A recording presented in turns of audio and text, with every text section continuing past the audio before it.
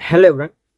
তো আজকে আমরা যে বিষয়টা ডিসকাস করছি কি, যে এই যে ট্যারিফ ওয়ারটা হচ্ছে, অর্থাৎ যদি দেখেন মার্কেটে কিন্তু একটা বড় সড়ো আমরা যদি কারেকশন দেখতে পাচ্ছি। ওকে, কারণ যদি আমরা ইউএস মার্কেটকে দেখি, যদি আপনারা ইউএস মার্কেটকে দেখেন, তাহলে ইউএস মার্কেটে কিন্তু আমরা খুব বড় সড়ো কিন্তু একটা সেলিং দেখতে পাচ্ছি। ঠিক আছে, যদি আমরা ইউএস মার্কেটকে দেখি, এক মিনিট,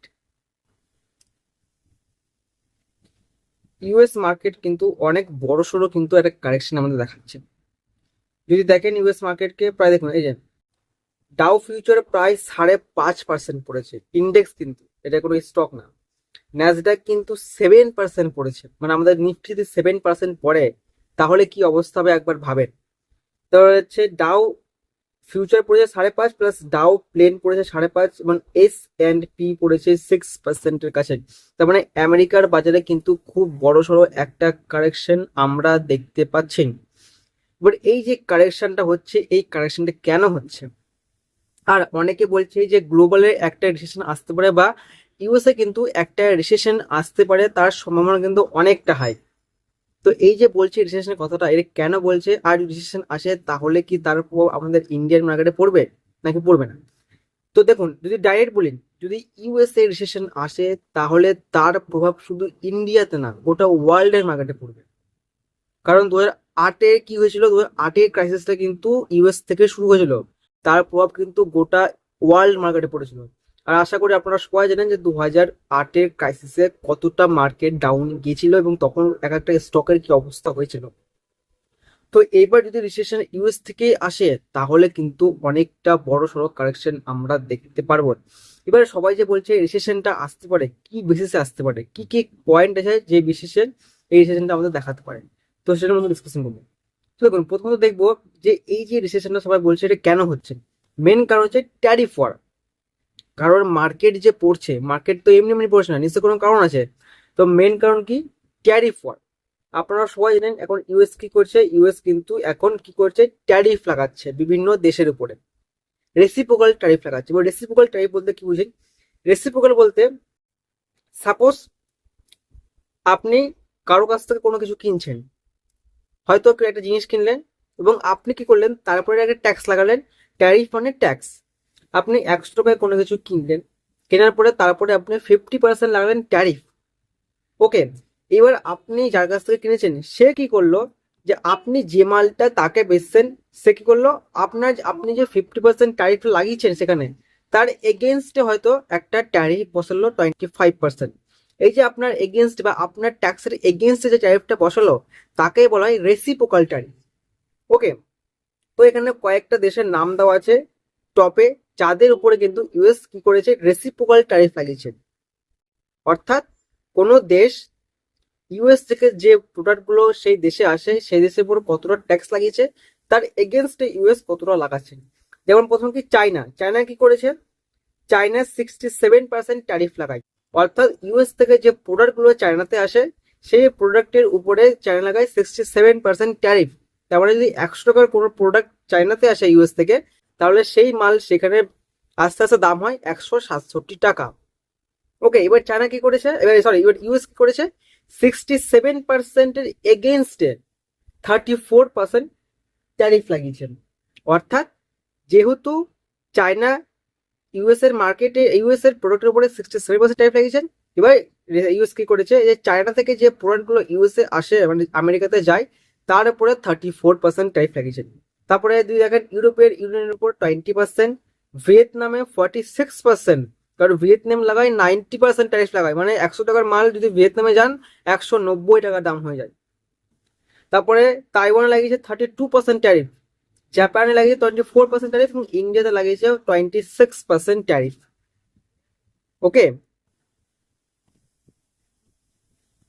এইবার যদি কি করে, এই ট্যারিফ লাগায়, এই যে ট্যারিফগুলো লাগিয়েছে ইউএস, তাহলে কি হচ্ছে, ইউএস এ যে জিনিসগুলোর দাম আছে সেগুলো বাড়ছে।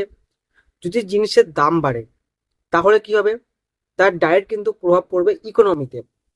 কারণ সাপ্লাই যদি সেম থাকে আর যদি ডিমান্ডটা কমে যায়, তাহলে কি হবে, তার ব্যাড এফেক্ট পড়বে সেই কোম্পানির উপরে। প্লাস যদি সেখান থেকে মালের কেনাবেচা কমে যায়, সেখান থেকে ট্যাক্সটা পেতো সরকার, সেটাও কিন্তু কমে যাবে, যার ফলে কিন্তু তার ব্যাড এফেক্ট। তাহলে কি, তাহলে এই যে ট্যারিফ লাগাচ্ছে ইউএস সব দেশের উপরে, এর ডাইরেক্ট কিন্তু প্রভাব পড়বে ইউএস এর নিজের উপরেই। কেন? কারণ ইউএস কি করে, ইউএস কিন্তু সব থেকে বেশি ইম্পোর্ট করে। এবার এই যে ট্যারিফ লাগাচ্ছে, এর ফলে কি হবে, জিনিসপত্রের দাম কোথায় বাড়বে? জিনিসপত্রের দাম বাড়বে অবভিয়াসলি ইউএস মার্কেটে। এবং ইউএস যদি জিনিসপত্রের দাম বাড়ে, তাহলে কি হবে, তাদের দেশে যে ইনফ্লেশন, কারণ জিনিসের দাম বাড়লে কি হয়, ইনফ্লেশন বৃদ্ধি পায়। তাহলে ইনফ্লেশনটা বৃদ্ধি কোথায় পাবে? ইউএস মার্কেটে। যার ফলে কিন্তু এর ডাইরেক্ট ব্যাড এফেক্ট কিন্তু পড়বে পুরোটাই ইউএস মার্কেটে। এবং ইউএস মার্কেটে যার ফলে কিন্তু আমরা এত বড় ফলিং কিন্তু দেখতে পাচ্ছি আমাদের মার্কেটের তুলনায়। কিন্তু যেহেতু ইউএস মার্কেট পড়লে তার এফেক্ট গোটা ওয়ার্ল্ডের মার্কেটে পড়ে, সেই জন্য কিন্তু তার এফেক্ট কিন্তু আমরা আমাদের মার্কেটেও দেখতে পারবো। ওকে, এইবার এতটা পর্যন্ত তো ঠিক ছিল, কারণ এতটা পর্যন্ত যখন ছিল তখন কিন্তু আমাদের মার্কেট কিন্তু তাও সেরকম রিয়াক্ট করেনি, এবং ইউএসএ মার্কেটও কিন্তু সেরকম রিয়াক্ট করেনি লাস্ট দুদিন থেকে যেরকম রিয়াক্ট করছে। তো লাস্ট দুদিন থেকে কেন এত বড় ফলিং এসছে ইউএস মার্কেট? এই মূলত কারণ কি, যে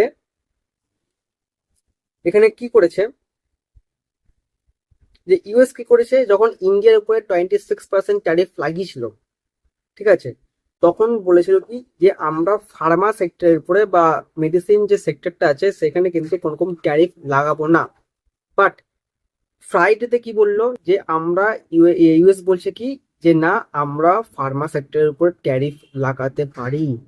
যার ফলে দেখবেন যে ফার্মা সেক্টর কি হয়েছে, যার ফলে দেখবেন যে ফার্মা সেক্টরে কিন্তু অনেক বড় সড়ো সেলিং আমরা দেখতে পেয়েছি, বিশেষ করে 6%-এর কিন্তু বেশি আমরা ইন্ডেক্সে সেলিং দেখতে পেয়েছি। ওকে, তো এখন কি, এই ফার্মা সেক্টরে এখন বলছে ট্যারিফ লাগাবো, যার ফলে কিন্তু আমাদের ইন্ডিয়ান মার্কেটে কিন্তু অনেক বড়সড় একটা ফলিং দেখতে পাচ্ছি। আর এর নেক্সট দিনেও কিন্তু আমরা একটা বড়সড় ফলিং দেখতে পারি, বিকজ অফ ইউএস মার্কেটে যে হারে selling। তো এর ফলে কিন্তু আমরা ইউএস মার্কেটেও একটা সেলিং দেখতে, সরি, আমাদের ইন্ডিয়ান মার্কেটেও কিন্তু একটা সেলিং দেখতে পারি। ওকে, এবার বলছি যে রিসেশন। ওকে, এই রিসেশনটা যে বলছে কি বেসিসে বলছে, কারণ দেখুন যে হারে, এবার কি করেছে দেখুন, এবার যদি দেখেন চায়না থেকে একটা নিউজ এসছে ফ্রাইডেতে, যার ফলে কিন্তু আমাদের ইন্ডিয়ান মার্কেটে প্রভাব পড়েছে, প্লাস সব থেকে বেশি প্রভাব পড়েছে ইউএস মার্কেটে। এখানে কি বলছে, এখানে চায়না কি করেছে, যে day after Trump's tariff order, China hit back with 34% tariff of all US product. তার মানে কি, তার মানে প্রথমত কি, যে ইউএস তো চায়নার উপরে ট্যারিফ লাগিয়েছে 34% রেসিপ্রোকাল ট্যারিফ। এবার চায়না কি করেছে, ইউএস এর উপরেও আবার উল্টা ট্যারিফ লাগিয়েছে, যার ফলে কিন্তু মার্কেটে এত বড় ফলিং আমরা দেখতে পাচ্ছি ইউএস মার্কেটে, প্লাস আমাদের ইন্ডিয়ান মার্কেটেও। কারণ আমাদের ইন্ডিয়ান মার্কেটে কিন্তু জিডিপি সেরকম কিন্তু স্লোডাউন হয়নি, কিন্তু কি হচ্ছে, ইউএস মার্কেটে একটা মন্দির সৃষ্টি হচ্ছে। কারণ এইভাবে যদি আজকে লেগেছে চাইনা, কাল যদি আদার্স যে দেশগুলো আছে তারাও যদি এরকম ট্যারিফ লাগায়, উল্টো ট্যারিফ ইউএস এর উপরে, তাহলে কিন্তু তাদের অবস্থা অনেকটা খারাপ হয়ে যাবে, ইউএস এর অবস্থা কিন্তু অনেকটা খারাপ হবে, প্লাস তাদের দেশে কিন্তু ইনফ্লেশন বেড়ে যাবে। আর যদি ইনফ্লেশন বাড়ে, তখন যে পাওয়েল স্যার আছে সে কি করবে, তাদের ইন্টারেস্টটা আবার হাইক করবে, যার ফলে কিন্তু ব্যাড এফেক্ট কিন্তু আমরা ইউএস মার্কেটে দেবো, এবং তার ফলে কিন্তু তার প্রভাব কিন্তু পুরো ওয়ার্ল্ড মার্কেটে হবে। ওকে, আর যদি দেখেন এখানে একটা নিউজ এসছে কি, জেপি মর্গান ওয়ান্স, মানে কি করছে, ওয়ার্ন করছে যে of 60% enhance of global recession after Trump tariff. এই যদি এখানে দেখেন ভালো করে, এখানে কি ছিল, প্রথমে জেপি মর্গান বলছিল যে 40% চান্স আছে গ্লোবাল রিসেশন আসার, ঠিক আছে, কিন্তু এখানে এখন কি বলছে, যে এখন সেই চান্সটা বেড়ে হয়েছে 60%, এবং বাই ইয়ার অফ এন্ডে এই 60% চান্স আছে কি একটা রিসেশন আসতে পারে গ্লোবালি বা ইউএসএ। কারণ ইউএসএ আসলে কিন্তু তার প্রভাব গ্লোবালি আমরা দেখতে পারবো। কারণ এখন ইউএস যেভাবে সবার উপরে ট্যারিফ লাগাচ্ছে, এরকম যদি ট্যারিফ লাগাতে থাকে, আর যে দেশগুলো উপরে লাগে সেই দেশগুলো যদি এখন উল্টো ট্যারিফ সেই ইউএস এর উপরে লাগায়, তাহলে কিন্তু একটা বড় সড়ো কিন্তু আমরা কারেকশন মার্কেটে দেখতে পাবো। এই জন্য একটু সাবধানে থাকবেন। আর লাস্ট দুদিনে কিন্তু আমরা ইউএস মার্কেটে কিন্তু অনেক বড় সড়ো ফলিং দেখতে পাচ্ছি। এবার কথা হচ্ছে, এই যে ফলিংটা হচ্ছে এর প্রভাব কোন কোন সেক্টরে পড়বে। প্রথম সেক্টর কি, ফার্মা সেক্টর। প্রথম যে সেক্টর যেটা হচ্ছে কি ফার্মা। প্রথম সেক্টর কি? প্রথম সেক্টর হচ্ছে আমাদের যে ফার্মা থেকে এই সময় দূরে থাকা উচিত। বিকজ কারণ জানি ফার্মা কোনোদিন মানে কোনো সময় তো লস বুক করেই না। বাট যদি এই ফার্মার উপরে ট্যারিফ লাগায় এবং ট্যারিফে যদি লাগায় আদৌ সত্যি সত্যি, তাহলে কিন্তু এর প্রভাব কিন্তু আমরা ফার্মা সেক্টরে আর্নিয়ে দেখতে পাবো, যার ফলে কিন্তু ফার্মা সেক্টর অনেকটাই পড়তে পারে। আর দ্বিতীয় যেটা সেক্টর সেটা হচ্ছে কি আইটি সেক্টর। কারণ আইটি সেক্টর কিন্তু পুরোটাই ডিপেন্ড হচ্ছে ইউএস এর উপরে। সেই জন্য আইটি সেক্টর থেকে সবসময় এখন দূরে থাকা উচিত, বা এখন কিন্তু আইটিকে একদমই অ্যাভয়েড করা উচিত। কারণ আইটি কিন্তু পুরোটাই ডিপেন্ড হচ্ছে ইউএস থেকে। যদি ইউএস এ কোনো কিছু খারাপ খবর হয় তাহলে কিন্তু তার ডাইরেক্ট খবর পড়ে আইটিতে। কারণ এখন দেখবেন যে আমাদের আইটি কিন্তু সব থেকে বেশি পড়ছে আদার সেক্টরের তুলনায়। ওকে, আবার তিন নম্বর যে সেক্টর সেটা কি? সেটা হচ্ছে মেটাল সেক্টর। সেটা কি?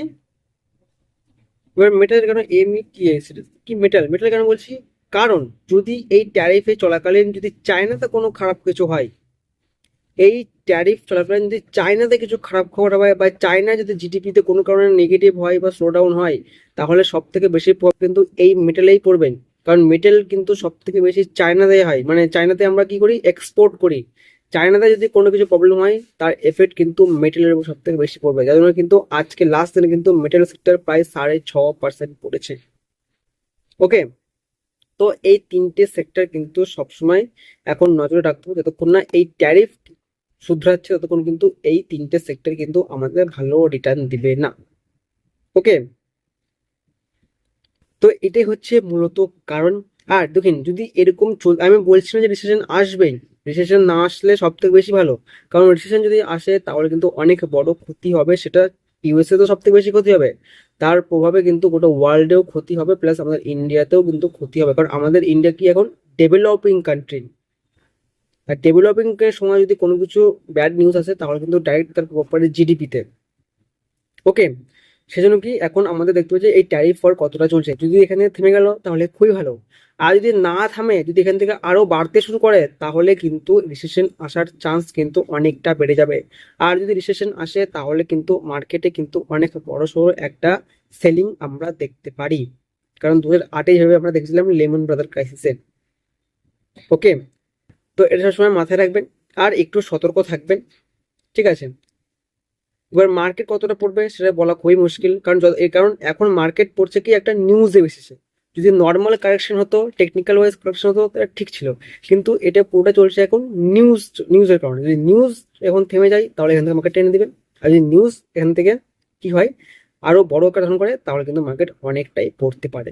এই জন্য একটু সাবধানে থাকবে।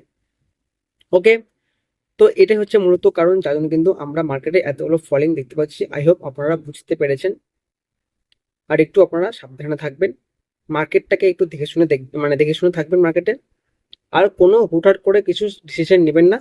আর যেগুলো ফান্ডামেন্টালি স্ট্রং, আর সবসময় মাথায় রাখবেন যে এমন কোম্পানি যদি মানে বাঁচবেন যে কোম্পানি কি আমাদের দেশের মধ্যে সব থেকে বেশি বিজনেস করে, রেভিনিউ যদি দেশের মধ্যে যত বেশি আসে, তাহলে সেগুলো কিন্তু তাড়াতাড়ি কিন্তু রিকভার করে যাবে। কারেকশন থেকে যখন মার্কেট আপ ট্রেন্ডে যাবে, তখন কিন্তু সেগুলো কিন্তু তাড়াতাড়ি রিকভার করে যাবে। আর যেগুলো থেকে রেভিনিউ ইউএসটা সব থেকে বেশি আসে, সেগুলোকে এই সময় একটু অ্যাভয়েডই করা উচিত। ওকে, তো এটা হচ্ছে ভিডিও, দেখা হচ্ছে আপনার পরের ভিডিওতে। আর ভিডিও ভালো লাগলে লাইক করবেন, শেয়ার করবেন।